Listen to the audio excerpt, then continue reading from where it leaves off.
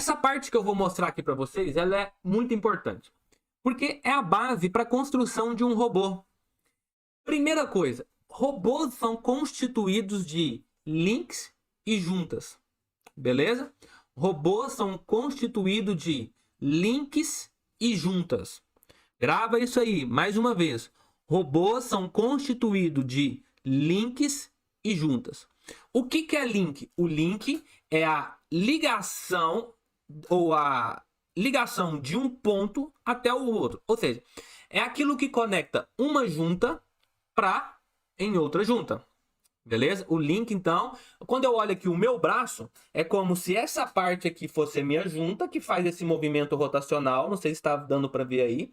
E dessa parte aqui, que é a minha junta, para essa outra parte aqui, que é a minha junta, eu tenho o meu braço. O meu braço é o link, aqui eu tenho uma junta e aqui eu tenho outra junta.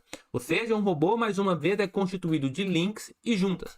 E quando eu falo de juntas, eu tenho dois tipos de juntas, conhecidas como juntas prismáticas e juntas lineares. Juntas rotativas ou de revolução e juntas lineares ou prismáticas. O que são juntas rotativas ou de revolução? Olhando essa figura aqui, ó, eu tenho um link nesse lado esquerdo e um link aqui do meu lado direito. E aqui eu tenho a minha junta. E o movimento que eu tenho com essa junta é um movimento rotacional. É uma revolução, beleza? Agora, quando eu olho aqui a minha junta prismática, veja que eu tenho um movimento linear. Então, ó, para um tipo de junta eu tenho um movimento de rotação, para outro tipo de junta eu tenho um movimento linear. Esses os dois tipos de juntas que nós temos atualmente sendo aplicadas em robôs. Então, por exemplo, se eu falo que o meu robô é um robô do tipo RRR, ó, um robô do tipo RRR. R significa o que mesmo? Rotativa. Não está aparecendo ainda para vocês? Mas aqui, ó, eu tenho braços com 3 elos rotativos, RRR. Ou seja, é um robô cujas 3 juntas são rotativas. Se as 3 juntas são rotativas, quer dizer que a minha junta é uma junta de revolução ou uma junta rotativa. Beleza? Então quer dizer que eu tenho um robô de 3 juntas que são rotativas. E aqui, esse ponto aqui tem que ficar claro para vocês. 2 tipos de juntas, prismática e de revolução, ou lineares e rotativas. Você escolhe a forma como você quer chamar. E a gente tem um robô, é constituído de juntas e links. Então esses 2 pontos são extremamente importantes. Você precisa compreender para conseguir entender qual é o perfil, a construção, a forma construtiva de um robô. Outro detalhe muito importante que você tem que entender é esse DOF. Tá vendo aqui, ó? Eu coloquei DOF. Deixa eu pegar o laser aqui, ó. Laser, DOF. Tá vendo? O que é DOF? É Degrees of Freedom. Degrees of Freedom, ou seja, graus de liberdade. O que é grau de liberdade? É a liberdade que o robô tem de movimentar em torno do seu eixo principal. Ou seja, é o quanto ele é capaz de se movimentar. Isso a gente pode falar que são graus de liberdade. E como que eu defino a quantidade de graus de liberdade que um robô tem? Um robô tem aí você vai fazer o seguinte, a conta é o seguinte: quantidades ou de graus de liberdade de um robô é a mesma quantidade de juntas.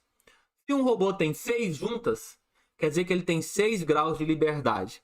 Se um robô tem 5 juntas, quer dizer que ele tem 5 graus de liberdade. Ah, e se a junta for rotativa e for 5 ou 6 juntas rotativas, então quer dizer que tem 5 ou 6 graus de liberdade. Não importa o tipo de junta. O que importa é quantas juntas tem? 6. Então quer dizer que ele tem 6 graus de liberdade. Nessa imagem aqui, ó, tá mais ou menos mostrando isso. Eu tenho essa primeira junta que faz esse movimento rotacional em torno do eixo da base do meu robô. Então é o meu primeiro grau de liberdade. Eu tenho essa segunda junta aqui, ó, que faz um movimento também rotacional em torno desse eixo aqui do meu robô. É o segundo grau de liberdade, porque é a segunda junta.